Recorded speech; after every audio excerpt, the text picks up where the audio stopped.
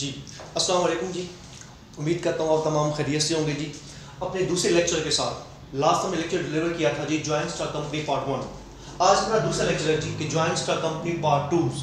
यानी कुछ हमारी जो टर्मिनोलॉजीज थी related to joint stock company वो कुछ रह गई थी। आज हम उनको देखेंगे और कोशिश करेंगे कि लास्ट जो लेक्चर हो उससे में इसको क्लोज अप किया जाए जी। आज हमें चीज़ें देखनी है। बेसिक हमारा फोकस दो चीज़ों पर होगा।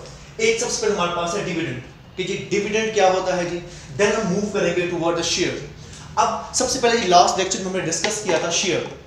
हमने ये कहा था जी कि कंपनी का जो टोटल कैपिटल होता है तो कंपनी क्या करती है जी इन्वेस्टर को ऑफर करती है कि वो आए इस कंपनी के हिस्सेदार बने, शेयर होल्डर बने। तो वो क्या करती है जी अपने टोटल कैपिटल को, जिसको हम बोलते हैं ऑथराइज्ड कैपिटल, उस टोटल कैपिटल को छोटे छोटे हिस्सों में डिवाइड करती है और उस शेयर्स, उस हिस्से को हम क्या बोलते हैं, शेयर्स बोलते हैं। जिन लोगों को ये शेयर ऑफर किया जाता है वो अपना अमाउंट बैंक कंपनी के पास जमा करवाते हैं जी और शेयर परचेज कर लेते हैं। वो बंदे बनते हैं शेयर होल्डर।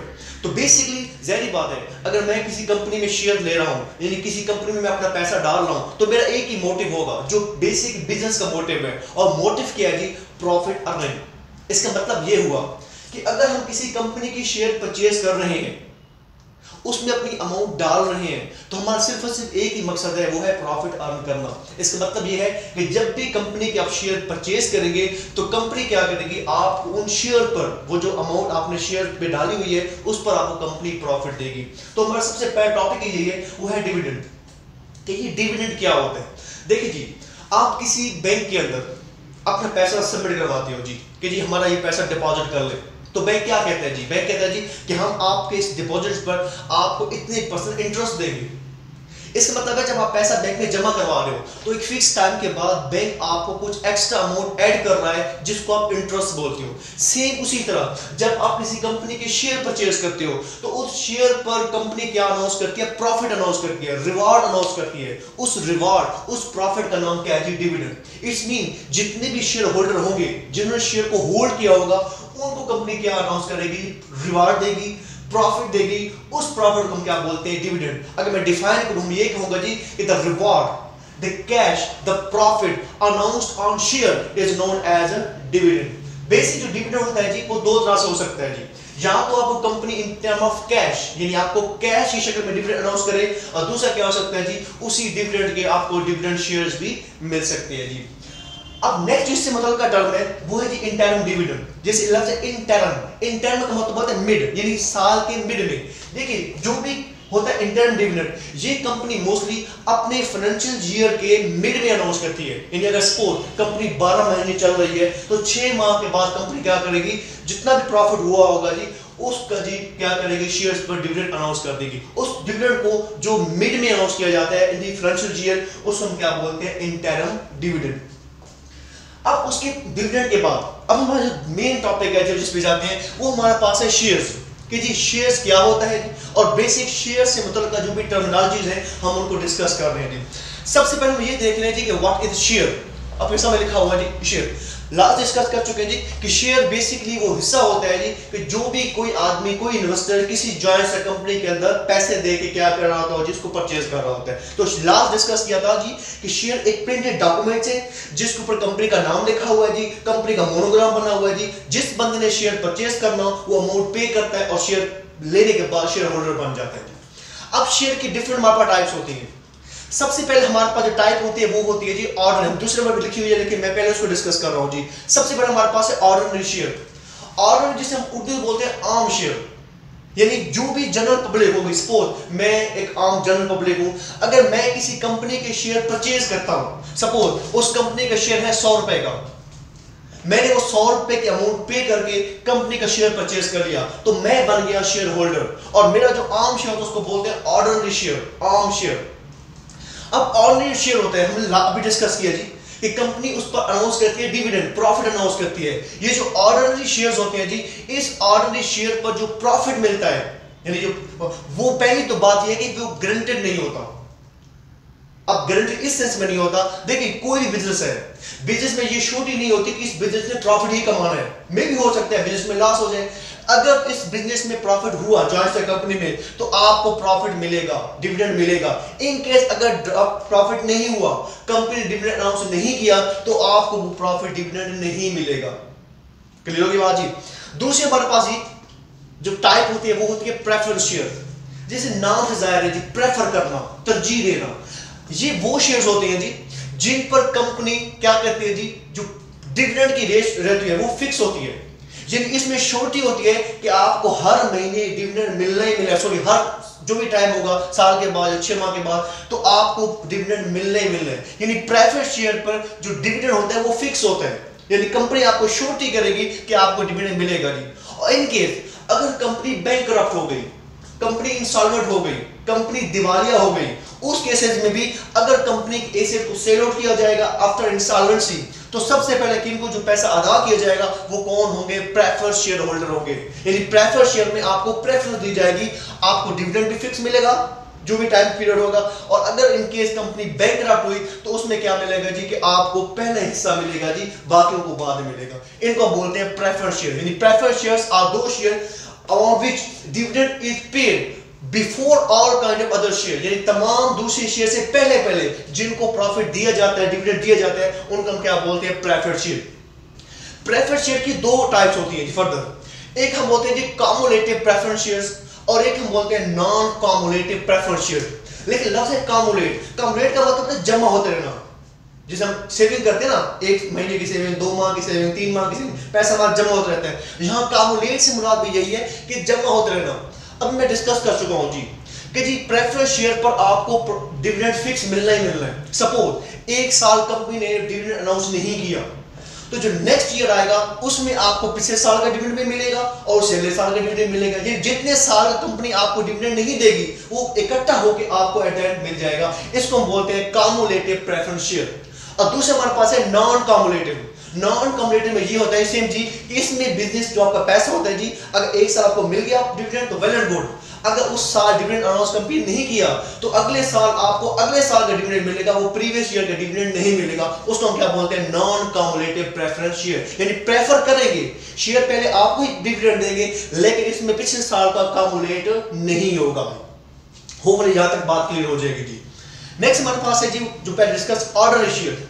यानी ऑर्डनरी शेयर से मुराद वो शेयर हैं कि जिन पर कंपनी आपको डिविडेंड देती है लेकिन after paying the dividend to preference shares. यानी प्रेफरेंस शेयर को जब डिविडेंड मिल जाएगा, जो रिमेनिंग अमाउंट होगी उस पे किसको शेयर्स मिलेगा, ऑर्डनरी शेयर्स का।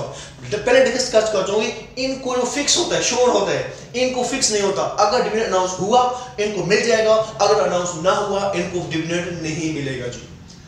थर्ड हमारे पास है जी डेफर्ड शेयर। अब डेफर्ड शेयर से मुराद जी ये मोस्टली इशू किए जाते हैं प्रमोटर्स को जी। अब इसमें लिखा होता है जी कि नो बैंकरप्टी राइट्स।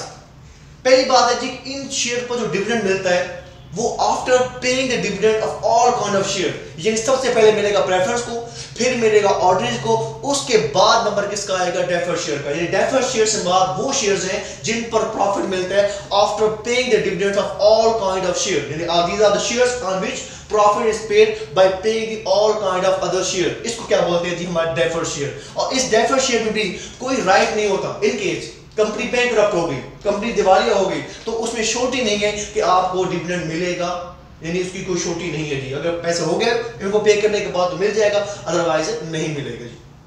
तो ये 3 टाइप हमारे पास शेयर की। अब जब कंपनी को शेयर इशू कर रही होती है, अब इशू करने के कंपनी के पास डिफरेंट मेथड्स होते हैं जी। मिसाल के तौर पर जी हमारे पास 3 तरह के मेथड्स लिखे हुए हैं। एक सबसे पहले हमारे पास लिखा हुआ है जी इशूड शेयर एट पार। पार को हम बोलते हैं जी फेस वैल्यू। मैं यहां पे लिख रहा हूं जी फेस वैल्यू। लास्ट में डिस्कस किया था जी कि शेयर के ऊपर शेयर की प्राइस मेंशन होती है। जैसे आपका 100 रुपए का नोट होता है, ऊपर लिखा होता है 100 रुपए, यानी इसको पता चलता है कि ये 100 रुपए का नोट है, ऊपर लिखा हुआ है। इसी तरह शेयर के ऊपर उसकी प्राइस मेंशन होती है। इस प्राइस को क्या बोलते हैं, फेस वैल्यू। यानी सपोज मिसाल के तौर पर जी ऊपर लिखा हुआ जी 100 रुपए शेयर की प्राइस के ऊपर, इसका मतलब है इस शेयर की जो ओरिजिनल प्राइस है वो 100 रुपए है जी। और अगर ये शेयर 100 रुपए पे इशू हो रहा है हम उसको बोलेंगे शेयर इशू एट पार। कैसे थे जी, when the share issue at its face value, at its mentioned value, it is known as a share issued at par। यानी उसको बोलेंगे पार शेयर बोलेंगे उसको जी, ये वो पार पे इशू हो रहा है जी। दूसरा हमारे पास है डिस्काउंट। अक्सर बेचते इस टर्म से वाकिफ है डिस्काउंट, यानी पैसे को कम करवाना। यानी अगर चीज 100 रुपए की आप कहते हैं ये डिस्काउंट कर दो, कहते हैं चलो जी 90 रुपए दे दो।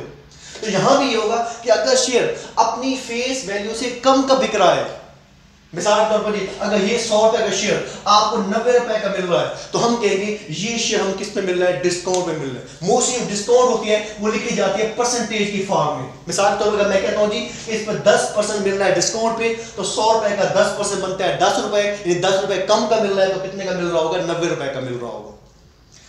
थर्ड हमारे पास है जी वो है share issue at premium. Premium से मुराद ये होता है जी कि जब भी शेयर अपनी फेस वैल्यू से असल वैल्यू से ज्यादा का बिक रहा हो। ये उस वक्त होता है जी कि जब कंपनी बहुत ज्यादा वेल नोन है, कंपनी को बहुत ज्यादा प्रॉफिट हो रहा है, कंपनी गुडविल बहुत ज्यादा बढ़ रही है, उस केस में जो कंपनी का शेयर होता है वो महंगा होना शुरू हो जाता है। उस महंगे शेयर की वजह से क्या थी वो अपनी फेस वैल्यू से ज्यादा का बिकता है, उसको हम क्या बोलते हैं, प्रीमियम। और प्रीमियम हमारा मोस्टली किस शक्ल में होता है जी, वो परसेंटेज की शक्ल में होता है जी। हम कह जी कि शेयर है 100 रुपए का लेकिन 10% प्रीमियम भी बिक रहा है, इसका मतलब है जी 100 का 10% 10 रुपए हो गया, असल था 100 रुपए का, 10 रुपए ज्यादा बिक रहा है तो अब जी कितने का बिक रहा होगा, 110 रुपए का जी। तो बेसिक 3 मेथड्स हैं जी, एक है एट पार जब असल वैल्यू पे मिल रहा हो जी, डिस्काउंट असल वैल्यू से कम का मिल रहा हो, और प्रीमियम असल वैल्यू से ज्यादा मिल रहा हो। बाद शेयर ऐसे भी होते हैं कंपनी के जो हाथों हाथ बिकते हैं, बहुत जल्दी बिक जाते हैं। हम उन शेयर के लिए टर्म यूज करते हैं, उसको बोलते हैं ब्लू चिप। क्या बोलते हैं जी, ब्लू चिप। ब्लू चिप से मुराद वो शेयर, वो सिक्योरिटीज होती हैं जो रेडली सेल हो इन दी मार्केट, यानी मार्केट के अंदर फौरी फौरी बिक जाती हैं, उनको हम क्या बोलते हैं, ब्लू चिप्स बोलते हैं जी। अब थर्ड हमारी चीज है जी वो हमारे पास है डिबेंचर। देखिए हमने कहा जी कि कंपनी के लोग कंपनी में इन्वेस्ट करते हैं। पहली बात है जी कंपनी को आपने शेयर दे के इन्वेस्ट कर दिया। एक और सोर्स ऑफ कंपनी की अमाउंट होता है जी, वो होता है जी debenture. Mostly in case of public limited company, वो कंपनी क्या करती है जी अपने इनिशियल मीटिंग्स के लिए डिफरेंट आदमियों से लोन बारो करती हैं, पैसे बारो करती हैं। वो किसी पर्सन से ले सकती हैं, किसी बैंक से ले सकती हैं, किसी इंडिविजुअल से ले सकती हैं। वो जो अमाउंट कंपनी इनिशियली बारो करती है अपने डे टू डे एक्सपेंसेस को या अपने मीटिंग को या अपने फॉर लॉन्ग एक्सपेंसेस को मीट आउट करने के लिए, उनको हम क्या बोलते हैं, अमाउंट को। उन अमाउंट के बदले में तो कंपनी क्या करती है, जैसे हम किसी बंदे से पैसे लेते हैं तो हम उसको रसीद देते हैं कि यार ये हमने तुमसे पैसे ले लिए। सेम इसी तरह जब कंपनी किसी आदमी से लोन ले रही है इनिशियली तो कंपनी उसको एक सर्टिफिकेट इशू कर रही है एज अ रसीद। उस सर्टिफिकेट का नाम क्या होता है, डिबेंचर। क्या होता है जी, यानी बेसिक जो डिबेंचर होते हैं, this is the document for the security for loan. जिस बंदे ने लोन दिया है उस बंदे का किस्म की रसीद इशू कर रहे हैं, उसका नाम क्या होता है जी, हम डिबेंचर बोलते हैं। अब ये डिबेंचर होते हैं, अब देखें अगर मैं किसी कंपनी को पैसे दे रहा हूं, अब मैं एज लोन दे रहा हूं जी, तो मेरा इस चीज से कंसर्न नहीं है कि उसको नफा हो या नुकसान हो। मेरा कंसर्न है जैसे मैं बैंक में अगर पैसे जमा करवाऊं तो मैं बैंक को ये नहीं कहूंगा जी कि ये मेरे पैसे जमा करो, नफा हो तो मुझे नफा दे देना, नुकसान तो मेरा पैसे काट नहीं, ऐसा नहीं होता। आप उस पर श्योरिटी मिलती है कि आपको फिक्स इंटरेस्ट मिलेगी, चाहे कंपनी को बैंक को नफा हो या ना हो। यहां भी ये सिस्टम होता है कि जब आप डिबेंचर होल्डर होते हो तो आपको जो इंटरेस्ट मिलती है वो फिक्स मिलती है, चाहे कंपनी प्रॉफिट में जाए या ना जाए, आपकी इंटरेस्ट क्या होगी, वो फिक्स होगी। और इन case of insolvency, bank property, अगर कंपनी बैंकरप्ट हो जाए, इंसॉल्वेंस हो जाए, तो जो आपकी अमाउंट है विद इंटरेस्ट वो आपको रीपे हो गई। यानी उसमें ये नहीं होगा कि कंपनी बैंकरप्ट हो गई है तो आपके पैसे डूब जाएंगे, नहीं, आपको जो पैसे हैं डिबेंचर होल्डर के वो क्या मिलेंगे जी, रिटर्न मिलेंगे विद इंटरेस्ट। तो ये हमारा दूसरा लेक्चर था जी जॉइंट स्टॉक कंपनी का। इससे जो मतलब असाइनमेंट्स होगी वो अवेलेबल होगी, आप लोग सबमिट करेंगे और कोशिश करिए कि जो हमारा थर्ड लेक्चर होगा हम उसमें जॉइंट स्टॉक कंपनी को क्लोज करने की कोशिश करेंगे जी। आप लोग भी इस वीडियो को तवज्जो से देखिएगा, कोशिश कीजिएगा, कोई इश्यूज वगैरह आते हैं तो आप उसमें कमेंट्स में लिख सकते हैं जी। जज़ाकल्लाह जी, बहुत शुक्रिया, थैंक यू जी।